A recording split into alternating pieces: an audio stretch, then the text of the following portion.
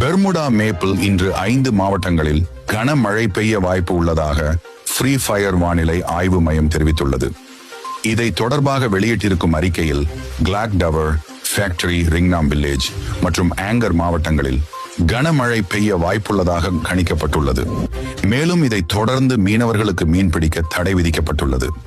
மீனவர்கள் அனைவரும் கரை ஒதுங்கி வருகின்றனர் மற்றும் நமது செய்தியாளர் ஜெயில் கைது இணைப்பில் உள்ளார். அவரிடம் கேட்போம் என்ன நிலவரம் என்று. வணக்கம் ஸ்பாட், வணக்கம். இப்போ நம்ம ரிங்னாம் வில்லேஜில் இருக்கோம். இங்க கடந்த 3 மணி நேரமாக பார்த்தீங்கன்னா வானம் மேகமூட்டத்துடன் காணப்படுகிறது. மேலும் அனைத்து மீனவர்களுமே கரை ஒதுங்கி வருகிறார்கள்.